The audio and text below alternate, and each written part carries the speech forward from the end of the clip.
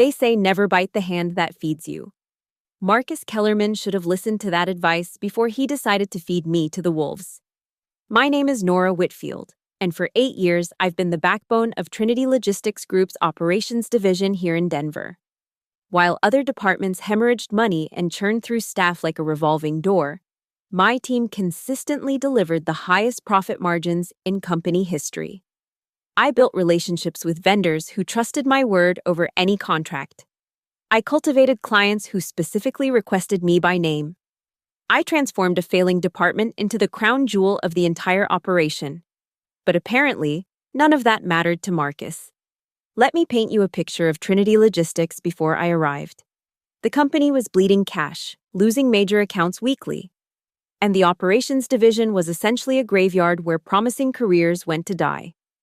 When I started as a junior coordinator fresh out of college, the entire department consisted of myself, 2 burned-out veterans counting down to retirement, and a supervisor who spent more time playing solitaire than managing logistics.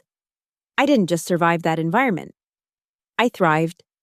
Within 6 months, I'd streamlined our vendor approval process, cutting response times by 40%. Within a year, I'd personally salvaged 3 major accounts that were on the verge of jumping ship. By year 3, I was managing our most complex shipments and had become the go-to person for crisis management. The CEO himself once pulled me aside at the company Christmas party to tell me I was the kind of employee that makes companies successful. Fast forward to today, and I oversee a department that generates 37% of Trinity's total revenue. My team of 12 specialists handles everything from medical supply deliveries to industrial equipment transport across the western United States. We've maintained a 98% on-time delivery rate for the past 4 years running, and our client retention rate is an industry-leading 94%. But here's where the story gets interesting. 3 months ago, Trinity's board decided they needed to modernize their management structure. Out went the old-school supervisors who understood that logistics is about relationships, not just spreadsheets.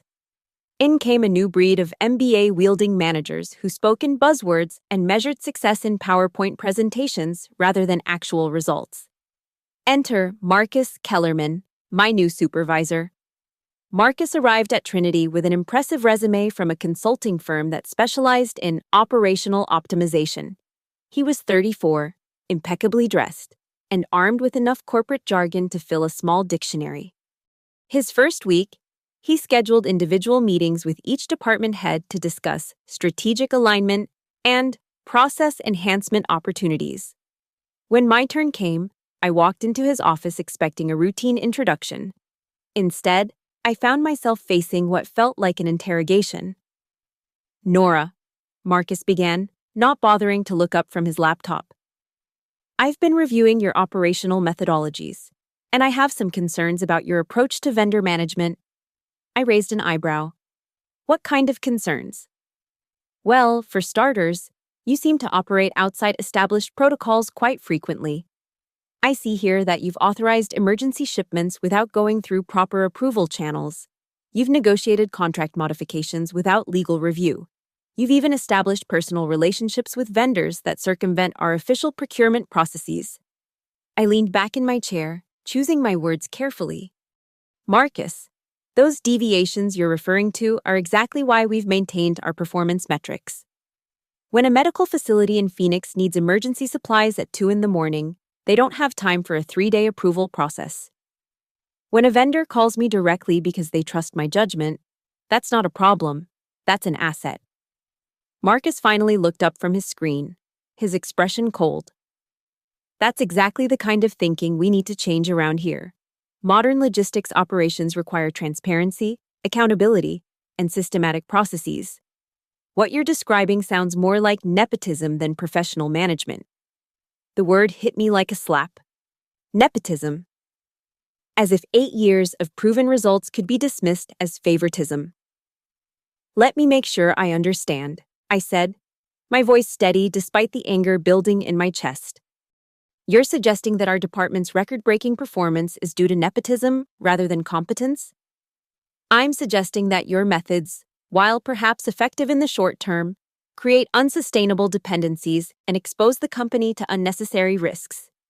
Moving forward, I'll need you to transition all vendor communications through official channels and submit detailed reports on all operational decisions. That's when I realized what was happening. Marcus wasn't trying to improve our operations, he was trying to control them. More specifically, he was trying to control me. Over the following weeks, the pattern became clear. Marcus instituted a series of new procedures that seemed designed specifically to hamstring my team's effectiveness. Every vendor interaction now required pre-approval. Every contract modification needed legal review, adding days to processes that previously took hours. Every emergency authorization required his personal sign-off, regardless of the time of day or urgency of the situation. The results were predictable. Response times increased. Vendor relationships strained under the weight of bureaucracy.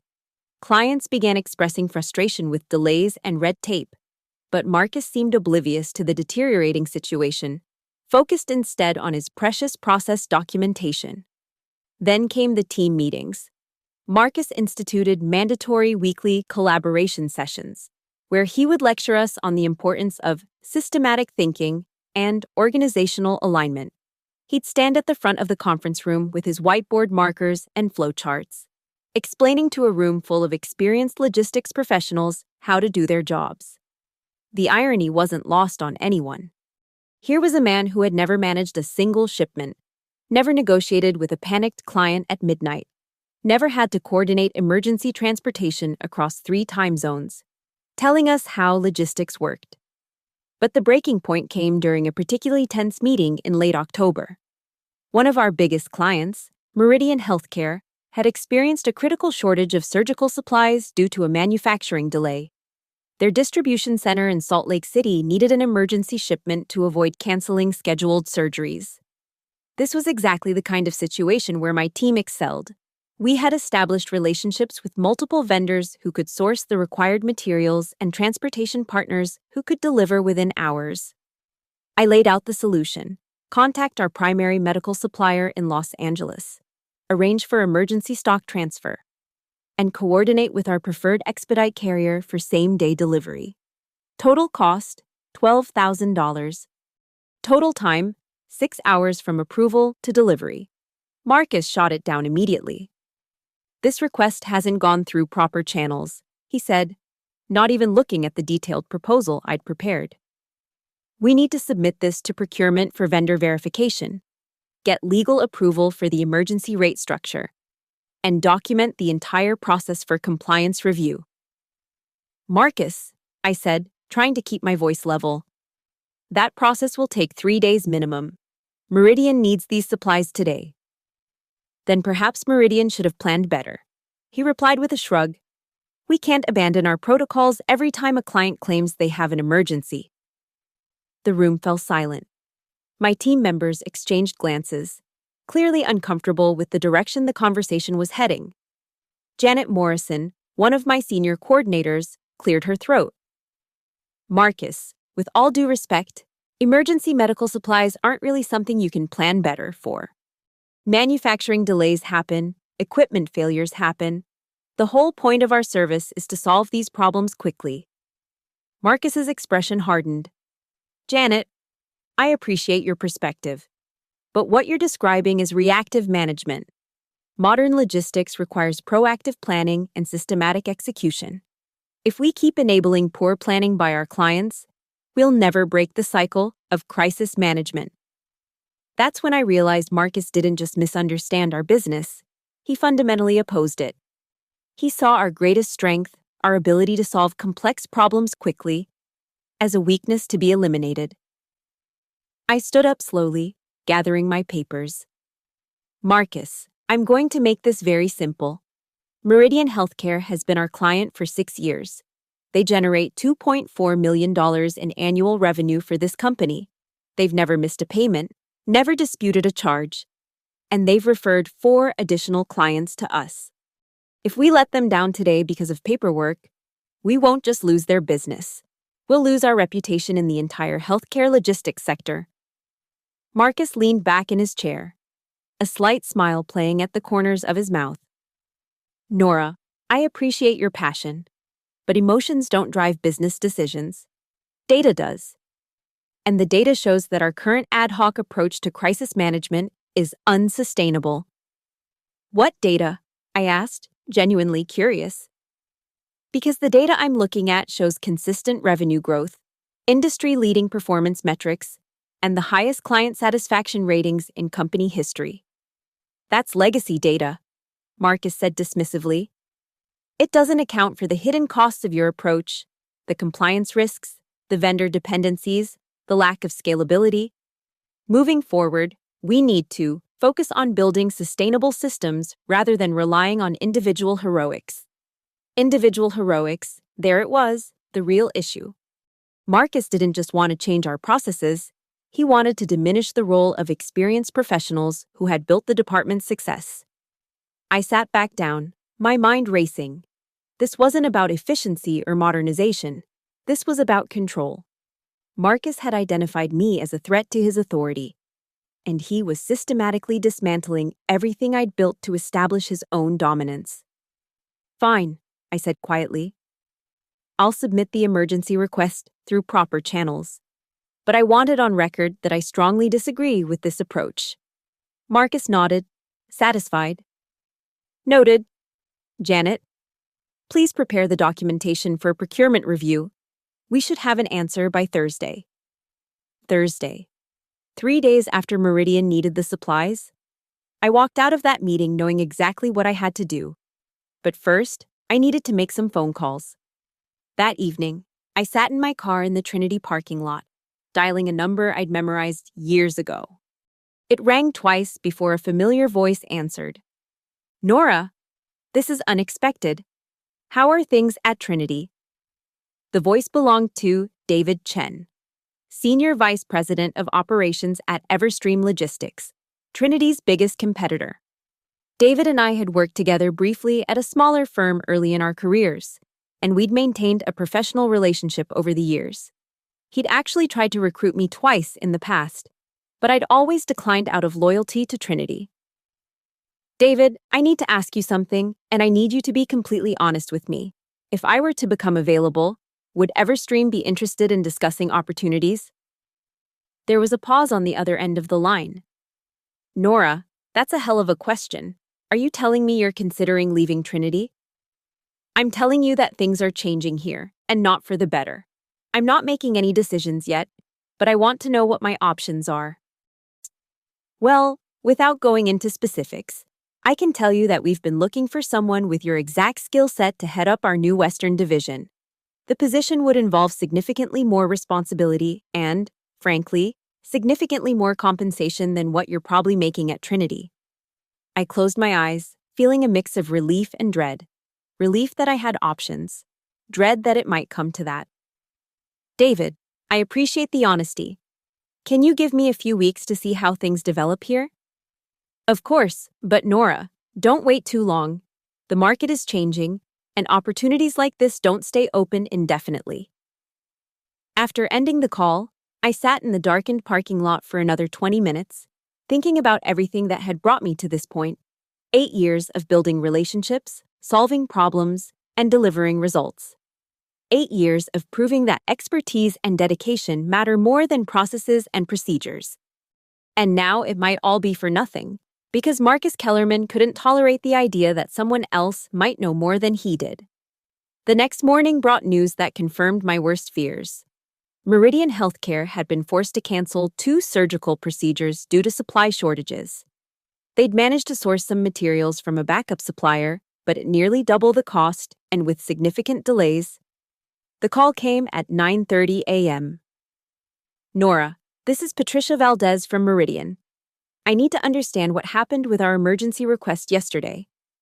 Patricia was Meridian's chief operating officer, and she'd been working with our team for 4 years. She was direct, professional, and not prone to emotional outbursts, which made her tone all the more concerning. Patricia, I submitted your request through our standard emergency procedures, but it was rejected by my supervisor pending additional approvals. Rejected?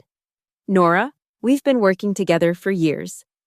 You've handled dozens of emergency requests without any problems. What changed? I found myself in an impossible position. I couldn't criticize Marcus directly without potentially damaging my own position.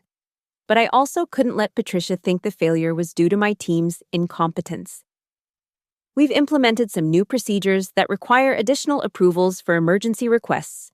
I'm working to streamline the process, but it's taking longer than expected. There was a long pause. When Patricia spoke again, her voice was ice cold. Nora, I'm going to be very clear about something.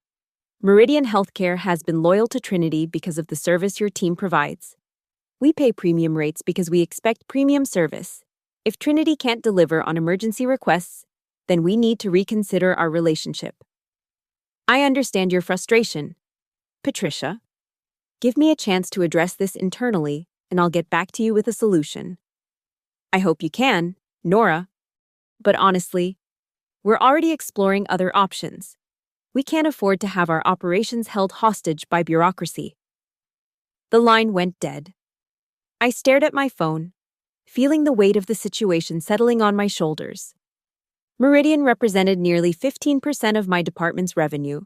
Losing them would be catastrophic, not just for my team, but for the entire company.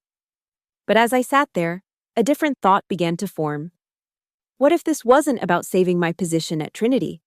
What if this was about something bigger?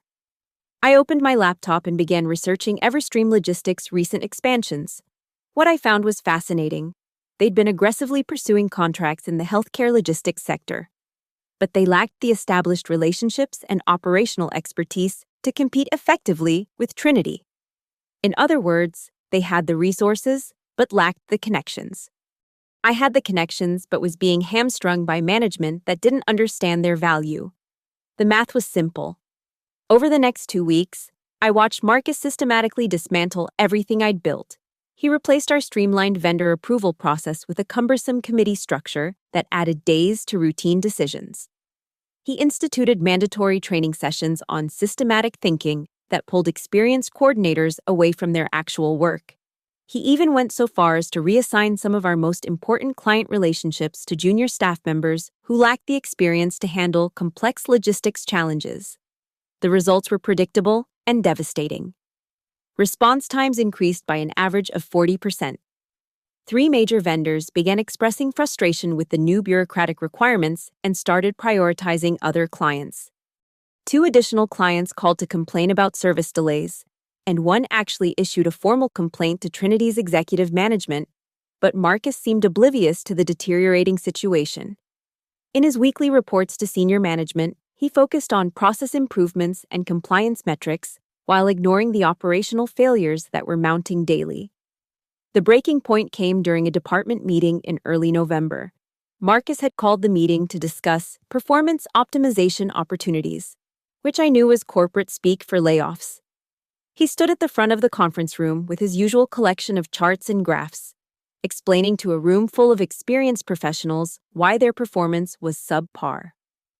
As you can see from these metrics, Marcus said, pointing to a graph showing increased processing times, our current operational efficiency is below industry standards. We're going to need to make some difficult decisions to bring our performance in line with modern logistics expectations. Janet Morrison, who had 23 years of experience in logistics management, raised her hand. Marcus, can you explain why processing times have increased? Because from where I'm sitting, it looks like the delays are directly related to the new approval processes you implemented. Marcus's expression tightened. Janet, I appreciate your perspective, but what you're seeing is the natural adjustment period that occurs when transitioning from ad hoc decision-making to systematic management. The temporary increase in processing times is necessary to establish proper controls and accountability. Temporary, I interjected. Marcus, we've been operating under these new procedures for 6 weeks. Processing times have increased every week. At what point do we acknowledge that the system isn't working? Marcus turned to face me, his expression cold. Nora, your resistance to change has been noted, but data doesn't lie. And the data shows that our previous approach was unsustainable. The increases in processing time are offset by improvements in compliance and risk management. What improvements? I asked, genuinely curious. Because from where I'm sitting, we've increased processing times, frustrated multiple vendors, and received formal complaints from 2 major clients. If that's improvement, I'd hate to see what failure looks like. The room fell silent. My team members shifted uncomfortably in their seats, clearly sensing the tension building between Marcus and myself. Marcus set down his marker and turned to face me directly. Nora, I think it's time we had a conversation about your role in this department. Your attitude toward change has been consistently negative, and your resistance to established procedures is undermining team morale.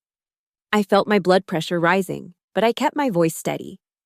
Marcus, my attitude toward change is based on 8 years of experience in this industry. I'm not resistant to change.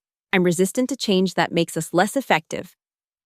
That's exactly the kind of thinking we need to move away from, Marcus replied. Individual experience matters, but systematic processes matter more. We can't build a scalable operation based on the preferences of individual team members. That's when I realized what was happening. Marcus wasn't just trying to change our processes, he was trying to eliminate the influence of experienced professionals who might challenge his authority. I stood up slowly, gathering my papers. Marcus, I think you're right. We do need to have a conversation about roles and responsibilities, but not here, not now, and not in front of my team. Marcus nodded, satisfied that he'd established his dominance. Agreed. My office, tomorrow morning, at 9. I walked out of that meeting knowing exactly what that conversation would entail. Marcus was going to fire me. He'd probably frame it as a restructuring or realignment. But the bottom line was that he saw me as an obstacle to his vision of systematic management. The question was, what was I going to do about it? That night, I made 3 phone calls that would change everything. The first was to David Chen at Everstream Logistics. I told him I was ready to discuss that opportunity we talked about. The second was to Patricia Valdez at Meridian Healthcare. I told her I might have a solution to the service problems they'd been experiencing. The third was to Tom Mueller, our primary transportation vendor, who had been expressing increasing frustration with Trinity's new approval processes. By the time I hung up from the last call, I had the framework for a plan that would either save my career or destroy it completely. The next morning, I walked into Marcus's office at exactly 9 a.m. He was sitting behind his desk, looking uncomfortable but determined. There was a manila folder on his desk that I assumed contained my termination paperwork. Nora, thank you for coming. Please, have a seat. I sat down, keeping my expression neutral. Marcus, I think we both know why we're here. He nodded, his professional mask slipping slightly. This isn't personal. Nora, you're a talented professional with a lot of experience, but your management style just isn't compatible with the direction we're trying to go. What direction is that, exactly? Modern logistics management requires systematic thinking, transparent processes, and collaborative decision-making. Your approach is too individualistic, too dependent on personal relationships, and too resistant to oversight. I leaned back in my chair, studying his face. Marcus, can I ask you something? Have you ever managed a logistics operation before coming to Trinity? His expression hardened. My background is in operational optimization and strategic management. I've helped dozens of companies improve their efficiency through systematic process improvement. That's not what I asked. Have you ever actually managed a logistics operation? Have you ever had to coordinate emergency shipments? Have you ever had to negotiate with vendors at 2 a.m. to solve a crisis? Marcus's jaw tightened.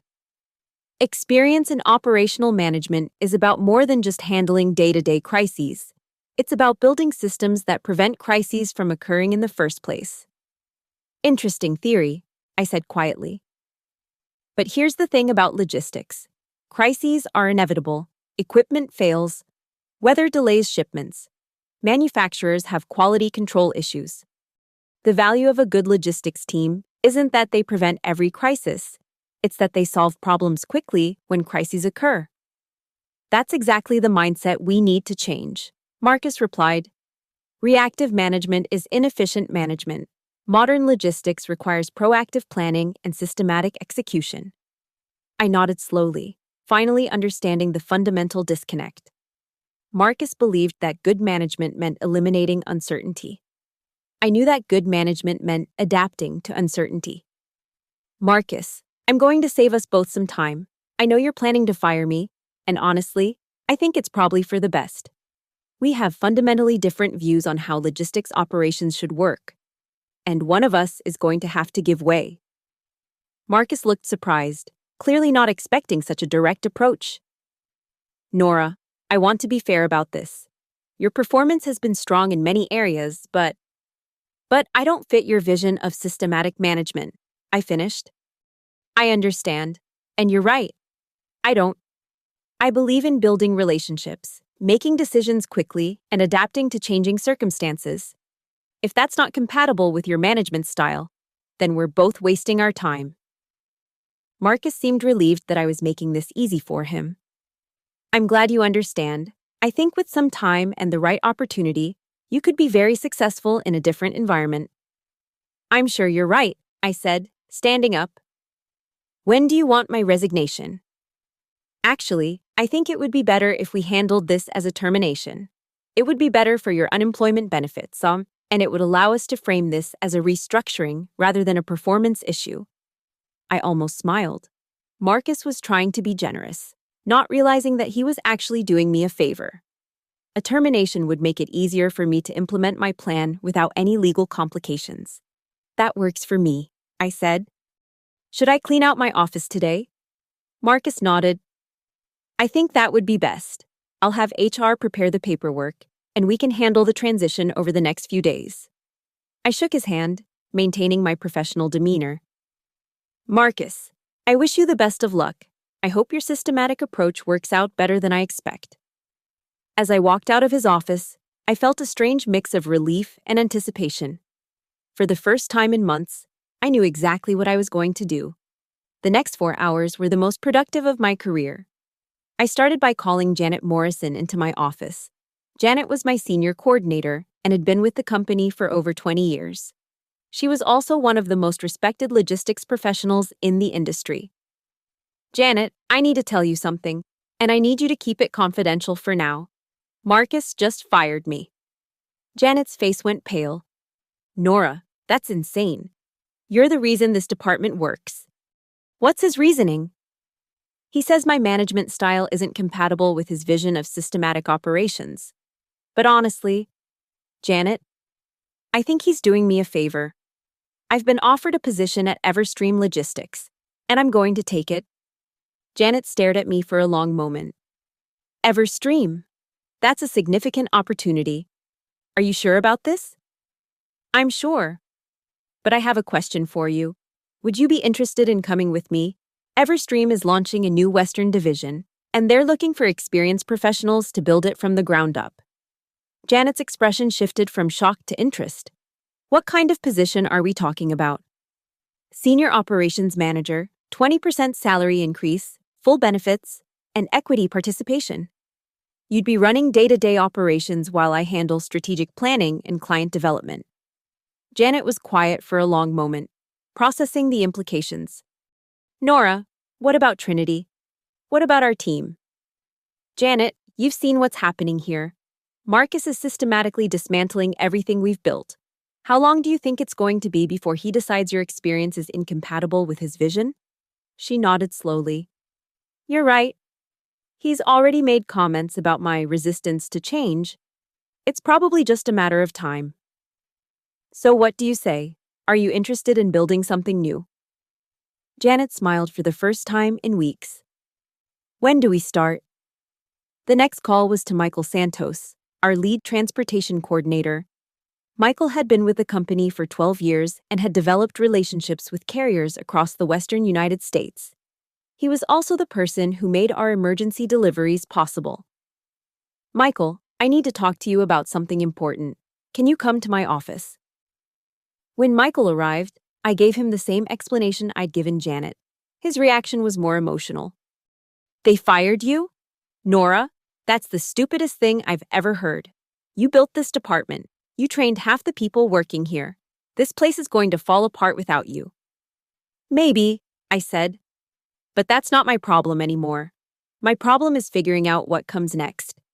And I'm hoping you might want to be part of that. I explained the Everstream opportunity, emphasizing the chance to build something new without the bureaucratic constraints that Marcus was imposing. Michael didn't hesitate. I'm in. When do I give my notice? Not yet. I need a few more days to put everything in place. But soon. The third conversation was with Amy Chen, our client relations specialist. Amy had been with the company for 6 years and had developed strong relationships with our major accounts. She was also the person who handled most of our crisis communications. Amy's reaction was the most interesting. After I explained the situation, she was quiet for a long moment. Nora, can I ask you something? Are you planning to take our clients with you? I smiled. Amy, I can't take clients. Clients make their own decisions about who they want to work with. But I can tell you that several of our major accounts have already expressed frustration with the service changes Marcus has implemented. Amy nodded slowly. And if those clients decided they wanted to work with you at Everstream, then Everstream would be very interested in serving them. Amy grinned. I think I'd like to be part of that conversation. By the end of the day, I had 4 experienced professionals committed to making the jump to Everstream. More importantly, I had a plan for transitioning our most important client relationships and vendor partnerships. But the real masterstroke was yet to come.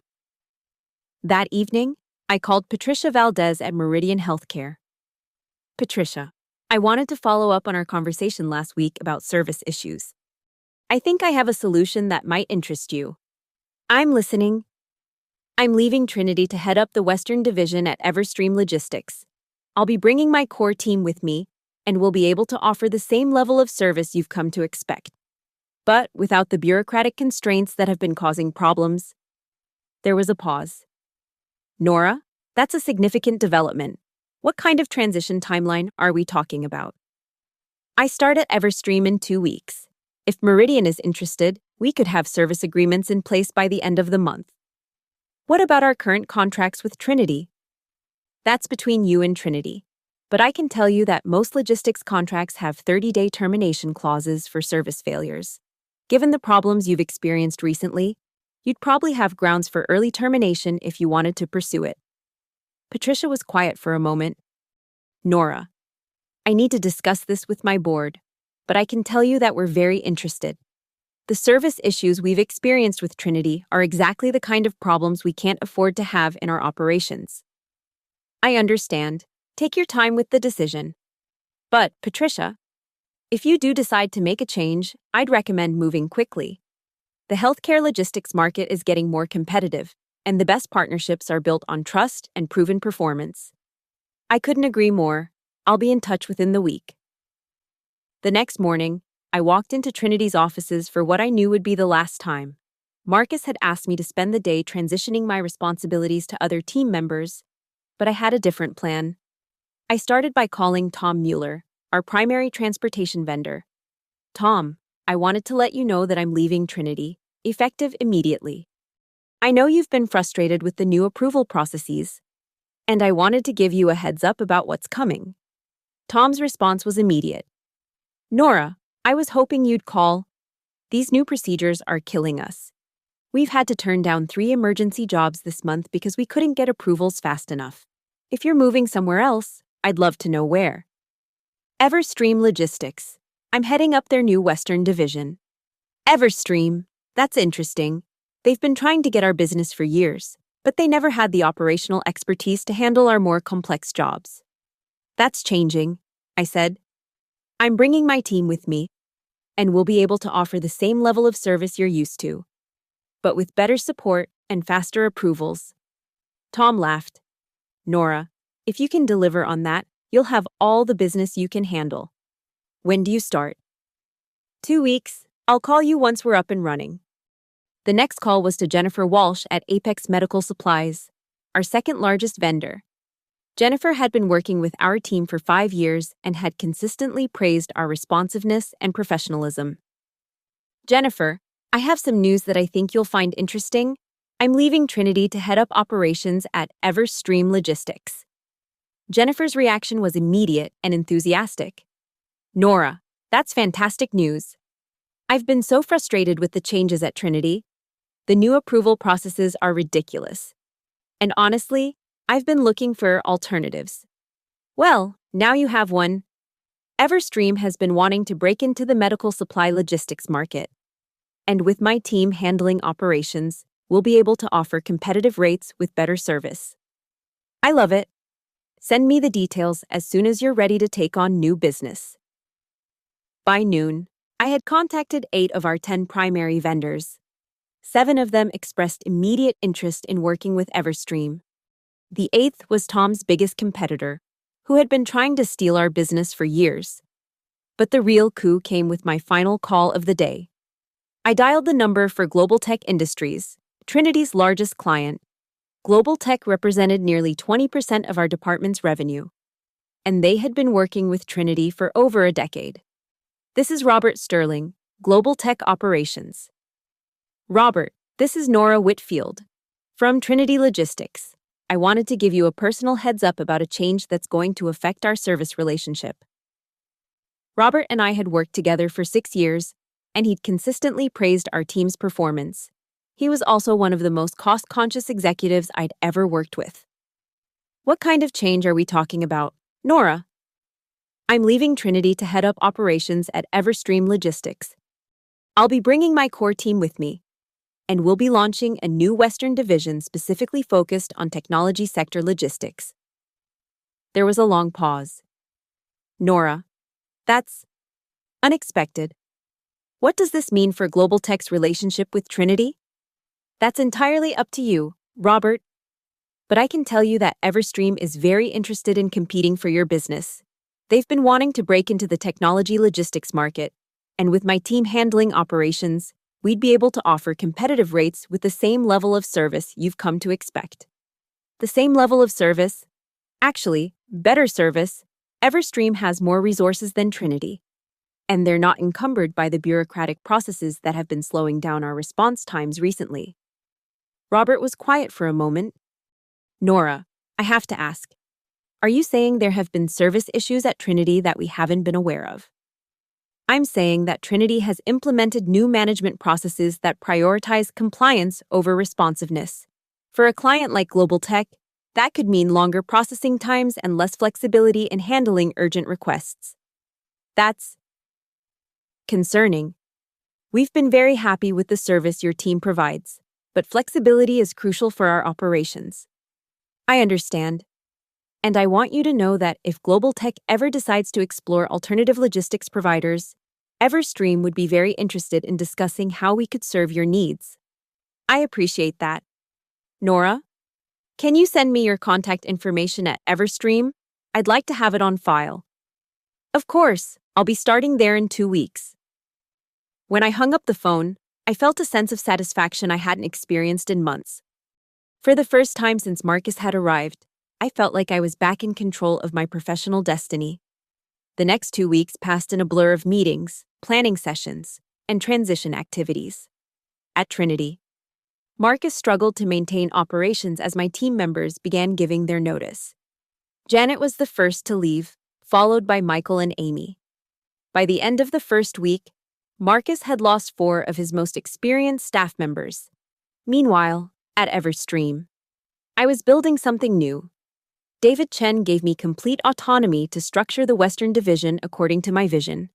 I hired experienced professionals from across the industry, negotiated service agreements with our key vendors, and developed operational procedures that balanced efficiency with flexibility. The real test came during my second week at Everstream, when Patricia Valdez called with news that would change everything. Nora, I wanted to let you know that Meridian's board has approved the transition to Everstream. We'll be terminating our contract with Trinity effective immediately and transferring all of our business to your division. I felt a rush of adrenaline. Patricia, that's fantastic news. When do you want to begin the transition? As soon as possible. We have several critical shipments scheduled for next month, and we can't afford any service disruptions. Consider it done. I'll have my team begin the transition process immediately. But Patricia wasn't finished. Nora, there's something else. Meridian has relationships with several other healthcare organizations in the region. If your service meets our expectations, we'd be happy to make referrals. I appreciate that. Patricia, I think you'll find that Everstream can deliver everything you've come to expect from logistics management, without the bureaucratic constraints that have been causing problems. 2 days later, Robert Sterling called with even better news. Nora, Global Tech's board has approved a logistics provider evaluation. We'd like Everstream to submit a proposal for handling our Western Division transportation needs. Robert, I'd be happy to prepare a proposal. What kind of timeline are we looking at? We need proposals within 2 weeks and a decision by the end of the month. But I'll be honest with you, based on our history with your team, Everstream is the preferred vendor. I appreciate that, Robert. I think you'll find that our proposal offers significant cost savings along with improved service levels. Within 48 hours of that conversation, my phone started ringing with calls I hadn't expected. Word was spreading through the industry that Everstream had landed major accounts from Trinity, and other companies were taking notice. The first unexpected call came from David Martinez at Pinnacle Manufacturing. Nora, I heard through the grapevine that you've moved to Everstream. We've been having some issues with our current logistics provider, and I was wondering if you might have capacity for new business. Pinnacle had never been a Trinity client, but David and I had met at industry conferences over the years. He ran logistics for a mid-sized manufacturing company that specialized in precision components for the aerospace industry. David, we're always interested in working with quality manufacturers. What kind of issues are you experiencing with your current provider? Reliability, mostly. We've had 3 shipment failures in the past 2 months, and their customer service is terrible. When something goes wrong, it takes days to get answers. That's exactly the kind of problem Everstream was built to solve. Why don't you send me your current service requirements, and I'll put together a proposal. The second unexpected call came from Lisa Park at Rocky Mountain Medical Systems. Nora, Patricia Valdez at Meridian suggested I give you a call. We're a medical device distributor, and we're looking for a logistics partner who can handle emergency deliveries and complex shipping requirements.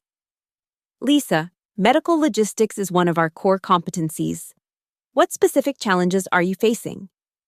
We need a partner who can handle everything from routine inventory shipments to emergency deliveries for critical surgeries.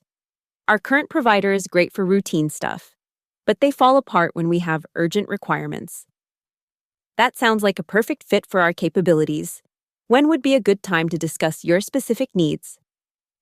By the end of my 3rd week at Everstream, I had proposals pending with 5 new clients and confirmed contracts with 3 major accounts that had left Trinity. More importantly, I had built a team of experienced professionals who were excited about building something new. But the real vindication came when David Chen pulled me into his office for a conversation that exceeded my wildest expectations. Nora, I want you to know that what you've accomplished in 3 weeks is unprecedented. We've been trying to break into the healthcare and technology logistics markets for years, and you've opened doors we didn't even know existed. David, I appreciate that. But this is just the beginning. Give me 6 months, and I'll show you what this division can really accomplish. David smiled. Actually, that's what I wanted to talk to you about. The board has been so impressed with your initial results that they want to accelerate our expansion plans. How would you feel about taking on additional markets beyond the Western Division? I felt my pulse quicken. What kind of additional markets? We're thinking about a Southwest Division covering Texas, Arizona, and New Mexico. Eventually, maybe even a Pacific Northwest Division. The question is whether you'd be interested in overseeing that kind of expansion. David, are you offering me a promotion? I'm offering you the chance to build something that could fundamentally change Everstream's position in the logistics industry. Regional Vice President, significant equity participation, and the autonomy to structure operations according to your vision. I leaned back in my chair, processing the implications. 3 months ago, I'd been fighting bureaucratic battles at Trinity over emergency shipment approvals. Now I was being offered the opportunity to build a multi-regional logistics empire. David, I'm definitely interested, but I want to make sure we do this right. Rapid expansion can be dangerous if you don't have the right foundation. Agreed. That's why we want you leading it. You've proven that you can build effective operations while maintaining service quality. The board has complete confidence in your approach. That evening, I sat in my new office overlooking downtown Denver, thinking about the journey that had brought me to this point. 6 months ago, I'd been a department manager fighting to maintain operational excellence despite increasingly bureaucratic constraints. Now I was a regional vice president with the resources and autonomy to build the kind of logistics operation I'd always envisioned. But the real satisfaction came from knowing that my success was built on the same principles that Marcus had tried to eliminate: relationships, expertise, and the ability to adapt quickly to changing circumstances. My reflection was interrupted by a phone call from Janet Morrison. "Nora, I just wanted to update you on the Trinity situation. It's worse than we thought." "What do you mean?" "I still have friends there. And the word is that Marcus is in full panic mode. They've lost 6 major accounts in the past month, including Global Tech and Meridian. The department's revenue is down almost 40%. What about staffing?" "That's the really interesting part. They've had to hire 5 new people to replace the staff who left with us. But none of them have the experience to handle complex logistics challenges. They had a major shipment failure last week that resulted in a formal complaint to the executive team." I felt a mix of satisfaction and sympathy. Satisfaction that my predictions about Marcus's approach had proven accurate.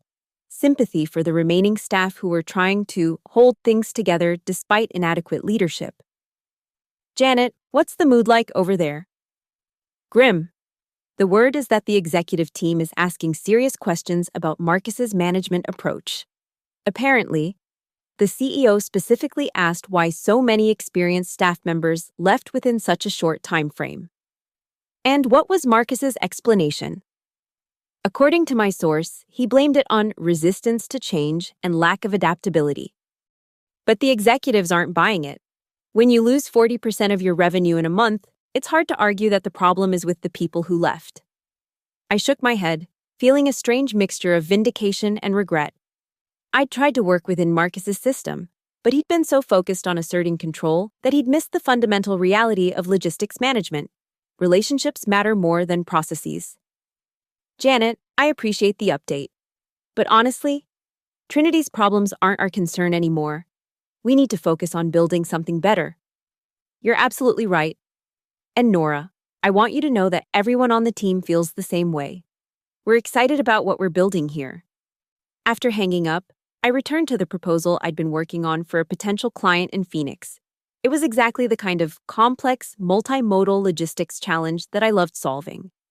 Emergency medical equipment delivery with multiple stops, strict temperature requirements, and a timeline that would require coordination across 3 states. 6 months ago, Marcus would have rejected this proposal as too complex and too risky. Tonight, I was excited about the opportunity to demonstrate what experienced logistics professionals could accomplish when they weren't constrained by bureaucratic processes. As I worked on the proposal, my mind wandered to the bigger picture. Everstream's Western Division was already exceeding revenue projections by 30%. We had a team of experienced professionals who were excited about their work. We had client relationships built on trust and proven performance. And we had the resources and autonomy to grow those relationships into something truly significant. More importantly, we had proven that there was still room in the modern business world for operations built on expertise, relationships, and adaptability rather than rigid processes and bureaucratic control. My computer chimed with an incoming email. It was from David Chen, forwarding a message from Everstream's CEO. "Nora, I wanted you to see this feedback from the board meeting today. Your division's performance has exceeded every expectation, and the board has approved the expansion plan we discussed. Congratulations on building something truly exceptional. Richard." I leaned back in my chair, feeling a sense of professional satisfaction I hadn't experienced in years. The risk I'd taken in leaving Trinity had paid off beyond my wildest expectations. But more than that, I'd proven that the principles I believed in, relationship-based management, operational flexibility, and expertise-driven decision-making, could thrive in the modern business environment. My phone buzzed with a text message from Amy Chen. Just got word that another Trinity client is asking about Everstream. Should I set up a meeting? I smiled as I typed my response. Absolutely. Schedule it for tomorrow afternoon. As I gathered my papers and prepared to leave the office, I thought about Marcus and the mess he'd created at Trinity. Part of me felt sorry for him. He genuinely believed that systematic processes were more important than operational expertise. But mostly, I felt grateful that his misguided approach had forced me to take the leap that led to something much better. The elevator descended toward the parking garage, carrying me away from another productive day of building the kind of logistics operation I'd always envisioned. Tomorrow would bring new challenges, new opportunities, and new proof that experience and relationships still mattered in the modern business world. Marcus had wanted to eliminate the human element from logistics management. Instead, he'd eliminated himself from the conversation entirely. And in doing so, he'd given me the greatest professional opportunity of my career. The irony wasn't lost on me as I drove home through the Denver traffic. Marcus had fired me for being too individualistic, too relationship-focused, and too resistant to systematic management. Now those same qualities were driving the most successful logistics operation in the region. Sometimes the best revenge is simply being right. The next morning brought news that would cement my victory beyond any doubt. I was reviewing the previous day's shipment reports when my assistant buzzed the intercom. Nora, there's a Patricia Valdez on line 1. She says it's urgent. I picked up the phone, curious about what Meridian might need so early in the morning. Patricia, good morning. What can I do for you? Nora, I wanted to give you a heads up about something. Trinity called yesterday asking if we'd be interested in returning as a client. Apparently, they're offering significant discounts and service guarantees. I felt a surge of satisfaction. Marcus was desperate enough to try winning back the clients he'd lost through his systematic management approach. That's interesting. What did you tell them? I told them that our decision to move to Everstream was based on service quality, not price, and that the service problems we experienced were exactly the kind of issues we can't afford to repeat. I appreciate your loyalty. Patricia, how has the transition been working out for you? That's actually why I'm calling. The emergency shipment you coordinated last week was flawless. Your team delivered exactly what we needed, exactly when we needed it. With none of the bureaucratic delays we experienced with Trinity. I wanted to make sure you knew how impressed our entire organization has been with Everstream's performance. That's great to hear. Is there anything else we can do to improve our service? Actually, yes. I've been talking to my counterparts at other healthcare organizations, and several of them are interested in exploring logistics partnerships with Everstream. Would you be interested in participating in a group presentation next month? I almost laughed out loud. Not only had we won Meridian's business, but they were now actively recruiting additional clients for us. Patricia, we'd be very interested in that opportunity. How many organizations are we talking about? 7 healthcare systems across Colorado, Utah, and Arizona. Combined, they probably represent about $12 million in annual logistics spending. $12 million. That was nearly half of Trinity's total annual revenue. Patricia, I think we can definitely arrange something that would be valuable for everyone involved. After ending the call, I sat back in my chair and reflected on the remarkable transformation that had occurred over the past 2 months. I'd gone from being fired for poor teamwork to leading the most successful logistics division in the region. My former colleagues were thriving in an environment that valued their expertise rather than constraining it, and our clients were so satisfied with our service that they were actively recruiting additional business for us. But perhaps most satisfying was the knowledge that Marcus's systematic approach to management had failed spectacularly. He'd believed that processes were more important than people, that compliance was more valuable than competence, and that control was more effective than trust. The market had delivered its verdict on those beliefs, and it wasn't pretty. My computer chimed with another email from David Chen. Nora, just got off the phone with our Phoenix office. They're reporting that 3 major manufacturers in the area have inquired about our services. Word is definitely spreading about what you've built here. I typed back a quick response. David, I think it's time we started planning that Southwest Division expansion. The market is clearly ready for what we're offering. As I turned back to my work, I thought about the lesson that Marcus had learned too late. In the logistics business, relationships aren't a weakness to be systematized away. They're the foundation of everything that matters. And sometimes, the best way to prove that point is to take those relationships somewhere they'll be properly valued.